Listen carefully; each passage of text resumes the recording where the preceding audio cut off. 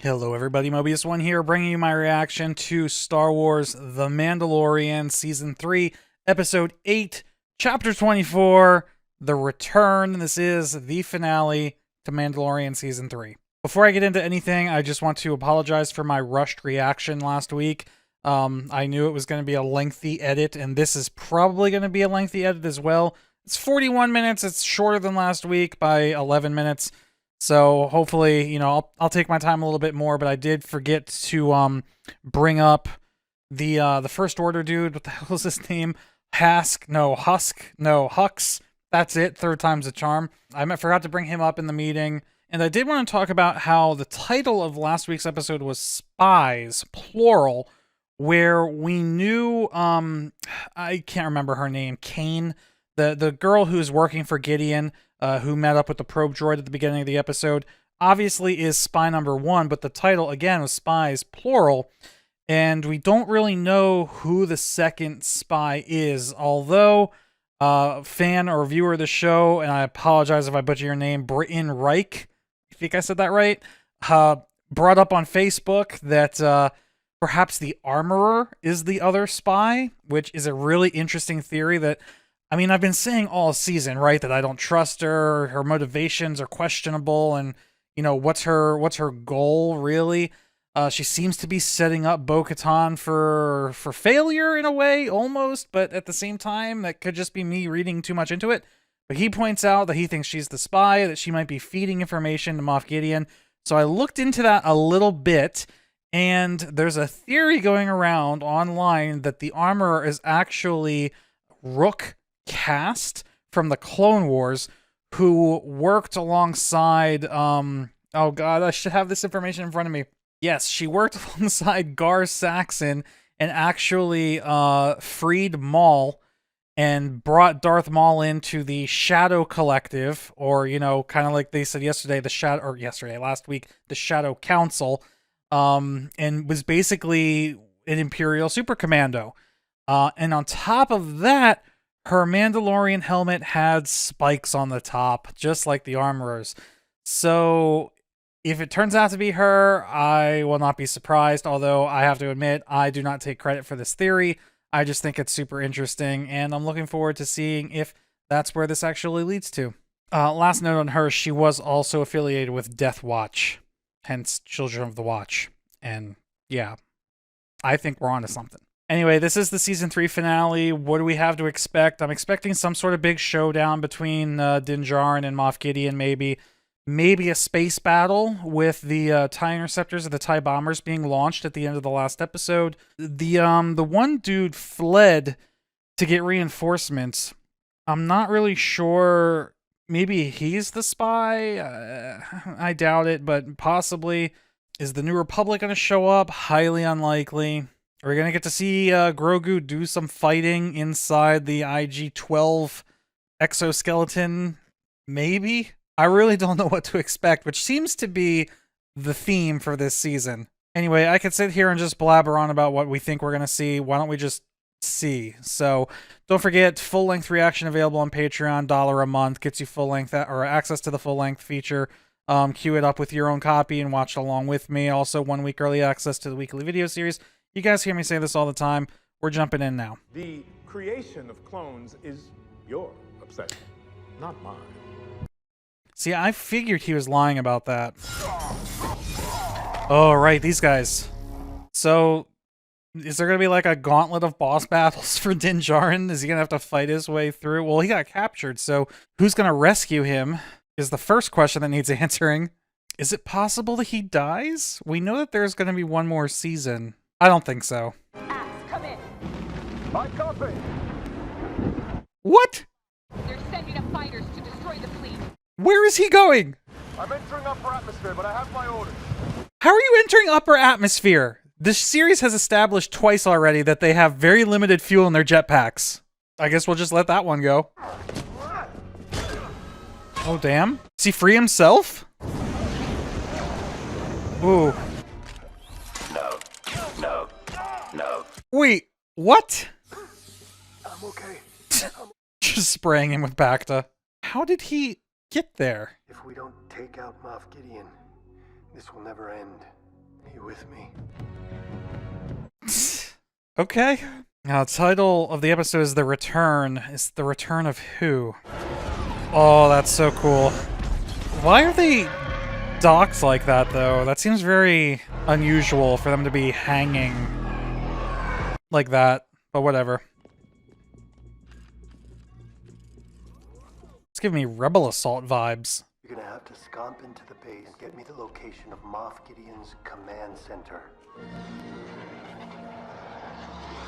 Man, thank God they gave R2-D2 those little jetpacks in episode 2, huh? So that this guy could now do this. But also, like, how much fuel could he possibly have? Maybe I'm overthinking this. And yet this dude is still flying? Okay, he's in space. I'll take care of the cruiser. Everyone go. Move! No, he's staying behind by himself? Is he really on Gideon's side? Yeah, my man's looking at him all curious like, too. That's how I'm feeling. See, where are they going? If they could just jetpack to the surface, why did they take the ship in the first place? Oh, they're going to the gauntlets. Okay. Oh, that's cool. I guess if they're shooting him, he's not a spy.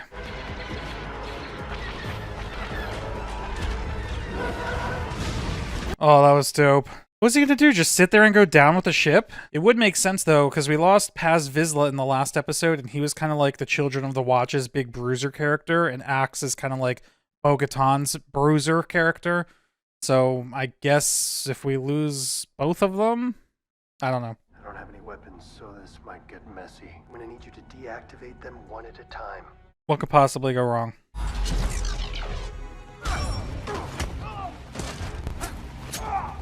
Ooh. Open the shield! Damn.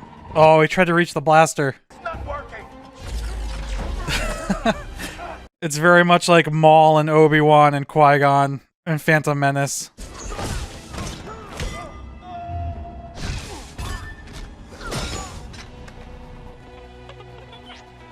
Uh-oh.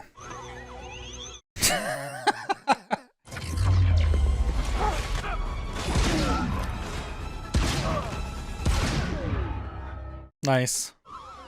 Oh god, it's Wally! So next is it the Praetorians? Oh no, right, we saw him walking past these clone vats in the last episode. So is this Snoke? Or Palpatine? Who is this? Pershing? Is it himself? Wait, is Gideon cloning himself? I think it is. That's not Gideon. It is. Those are his clones. Jesus. Let's go. Really? That's gotta still be relevant somehow, right? Kind of like in the season 2 finale when he opened the airlock and all the dark troopers got sucked down into space only to fly back to the ship later. That would be very anticlimactic. Lady Kryze, your reinforcements have arrived. Okay. Let's take back our planet. I mean, why don't you go get a mythosaur? If Boba Fett can ride a Rancor in his show's finale, then surely bo-katan can ride a mythosaur. Alright. I don't know if that's cool or silly, to be honest. That's cool, though.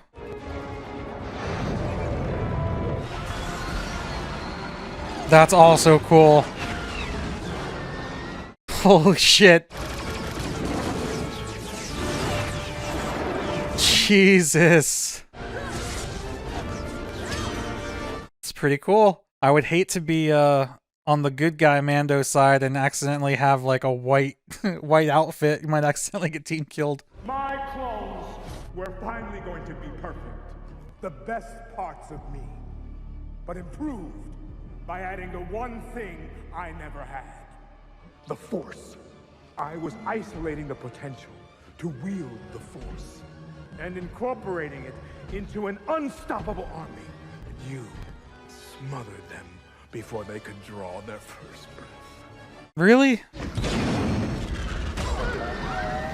What happened to the Praetorian Guards? That's cool, seeing the battle in the background. Okay.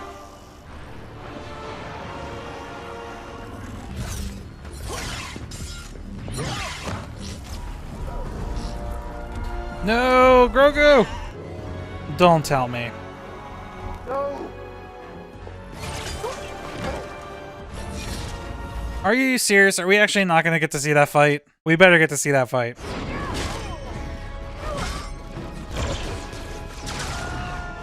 Oh, here we go.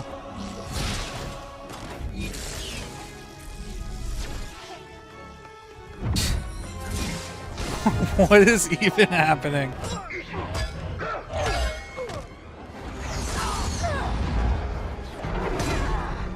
Oh, shit. Oh, nice. He's like a purge trooper from Fallen Order.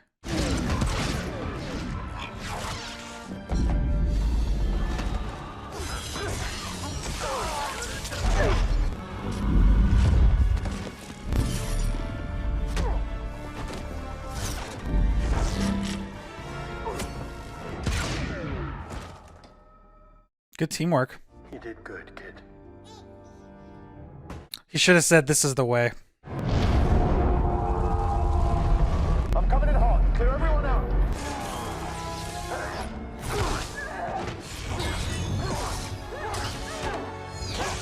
Come on. No! The dark saber is gone. Mandalorians are weak once they lose their trinkets. Mandalorians are stronger together. Yeah, that's gonna be a problem.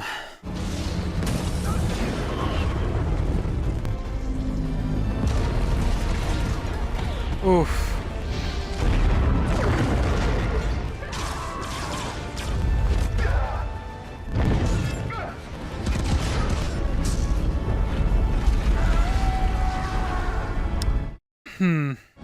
Oh yeah, I should have known.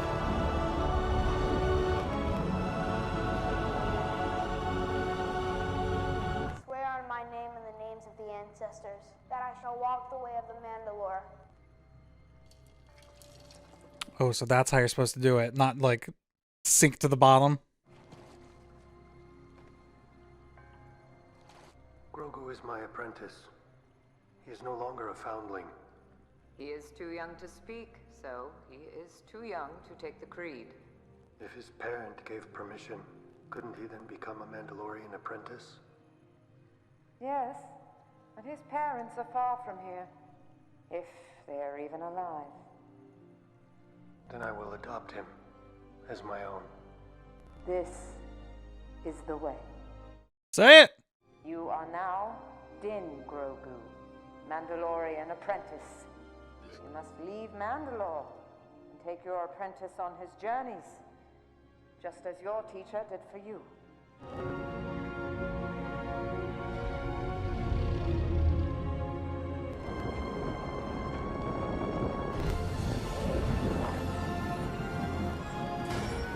It's a lot of people.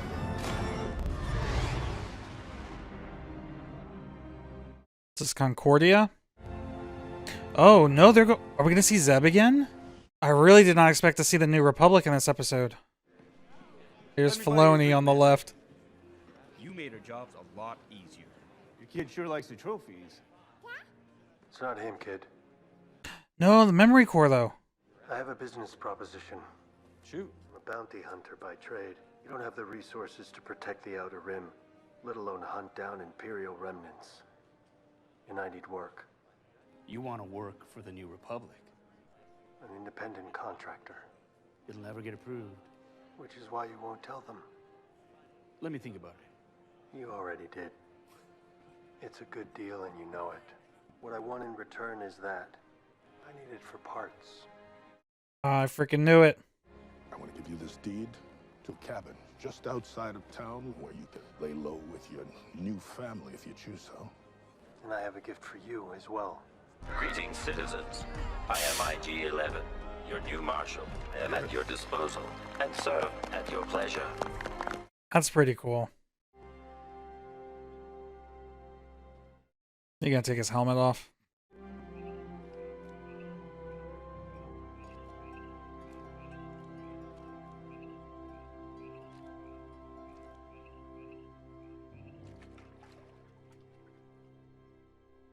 You know, is that actually the end, or are we gonna get anything else? Okay, cool. Let me see. Are we gonna post credits for this episode? Or no? No, doesn't look like it. Alright. Well, that's the end of episode 8, season 3. All right, everyone. So we just wrapped up season 3 of The Mandalorian. I gotta say, I still think that season 2's finale with Luke showing up and taking out the Dark Troopers is there's a better finale. Let's be honest, but it's gonna be hard to top, quite honestly. This one was nice. It didn't really have any like big earth-shattering moments that you're like just like your jaw drops, but at the same time I liked it. It was it wrapped up everything pretty nicely. It did kind of raise a couple unanswered questions though. Those clones, I like what they did, and I like that the breadcrumbs were laid for that, so it's not like it came out of nowhere. We'd seen the cloning vats a couple times over the last seasons, right? Because there was that episode in season 2 where they went to Navarro and they found the cloning vats. They did, you know, have him, Moff Gideon, lie to Paleon and Hux in the previous episode. So like that really didn't come out of left field as you know, kind of random as it was. But what I don't like is how quickly it was resolved. It was like, yeah, they were kind of building it up, and then as soon as we discover what it actually is, it's just dealt with? Could that really be the case? Or is it possible that there's another facility out there somewhere where Moff Gideon clones still exist, and despite the fact that Gideon Prime just was apparently vaporized, we will still be getting Force-sensitive Gideons in season 4? I kind of hope that that's the case, especially if season 4 is going to be the last season of Mandalorian. I feel one of two ways. I feel like either Moff Gideon should have been season 1's villain, and when they were finished with him, that's it, and we get a new big bad evil villain each season, or, you know, we're 3 seasons into a potentially 4-season series, and Moff Gideon has been like the big bad evil guy for 3/4 of the show. If you're telling me that 3/4 of the way through the show we've killed off our main antagonist, only to have, like, we're going to be introduced to a new main antagonist for season 4, and it's going to resolve in 1 season, I'm a little disappointed in that. So part of me hopes that if we were going to be, you know, if Gideon was going to be the main villain for 3 seasons, and there's only 1 season left, he better show up again somehow in season 4, where they finally put a permanent end to him. And I know people might disagree with me on that, but I just feel like they should have either killed him off quicker so that they could have introduced us to the next big bad evil guy and let us build a relationship, so to speak, with that character before the season 4 finale, or they should have just stuck with 1 villain for the whole show, because I feel like it's too late now to introduce a new evil character. Hopefully I'm wrong. Hopefully whatever they decide to do pays off. But yeah, let me know what you guys think about that. I did really like seeing the interceptors and the bombers. You know, me being a pilot, air traffic controller, like anytime we have space battles or even atmospheric battles, I love it. They did it really well. I wanted to make another happy landing joke when the Architans crashed into the planet, but I forgot because I was just so I really didn't say a whole lot during this reaction, but I was just kind of enjoying the visuals. The visuals of this episode were really good. A lot of the aerial combat, it was kind of fast, a lot of movement, almost anime-esque, you know, where you have like the character is in focus, where the background is just like a bunch of colors whizzing by. It was a little like that, but at the same time, it was still really cool to watch. I did read, I had a minor spoiler before I watched this. I read somebody commented somewhere that they were upset that the Praetorian guards were portrayed as like bumbling idiots. I don't really feel like that. I mean, let's be honest, anyone's going to look like a bumbling idiot when they're being thrown around with the Force. I will say they definitely looked more badass fighting Paz Vizsla, but I think anybody fighting Paz Vizsla would look more badass because he's just such a big dude. So yeah, anybody's gonna look like a bumbling idiot fighting a little Jim Henson puppet that's bouncing around the room and using the Force to fling him around. So I felt they did as good of a job as they could. Honestly, they were still menacing to a degree. The fight, like the gauntlet fight of him going from room to room against the Imperial Super Commandos, progressively getting more and more gear, almost like a roguelike, where the first fight he had no weapons, and then he got the shield or the knife or something. Then he got the stun baton, and then he got the blaster pistol, and he was like fully geared by the time he got to the end of the hallway. That was pretty cool. But then when we get to the fight with Gideon, like bo-katan, first of all, I didn't expect bo-katan to show up. I think it's good. She did. You know, they did the whole Mandalorian Stronger Together thing. I get it. They've been saying that for a while now. But then she loses the Darksaber.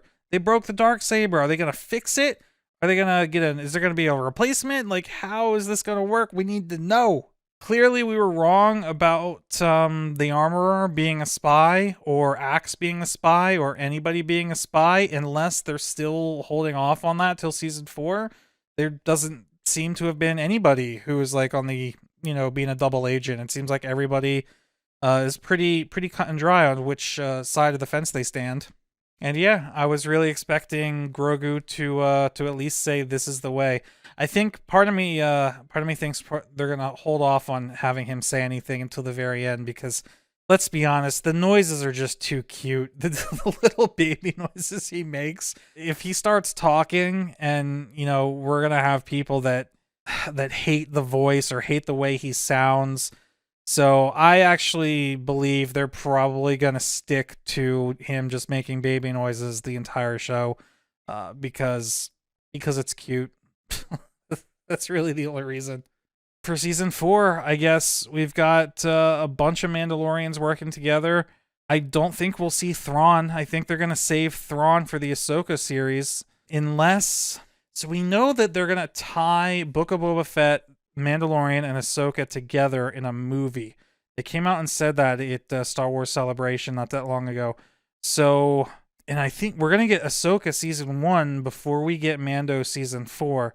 So maybe it is possible. Maybe Thrawn will be the villain for season 4, because the shows will tie together by then. I don't know. That's definitely a possibility.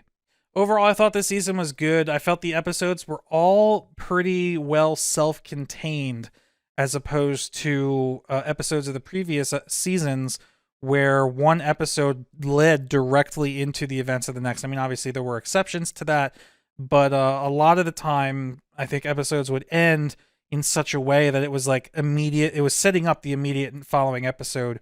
That didn't really seem to happen in this one at all. Really, except for the last episode, there wasn't a whole lot of like leaving us, wanting to know what happens next. Obviously, we want more of the show, but each episode kind of seemed to end in a way where everything mentioned in that episode was kind of concluded, and then everything was kind of started fresh in the next episode. I almost feel like these last two, episodes 7 and 8, could have been a two-parter.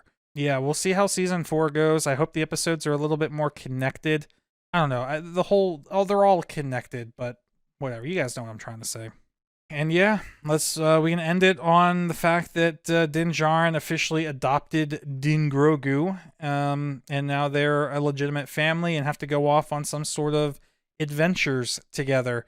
So I guess that's what we're going to be doing for season 4, and I'm really looking forward to it. Season was good. I think I still like season 2 better, but this one's definitely interesting with some of the cameos and locations they went to. I don't know if I'll be doing reactions to Ahsoka. If you guys really want it, make sure you leave some likes and some comments. Let me know. Also, let me know your thoughts on the series and where you think we're going to be going from here. But I'm going to end this video so that I can start editing and get this posted. And yeah, I appreciate you guys. Thank you all for watching. Mobius1 here, and I'll see you in the next one.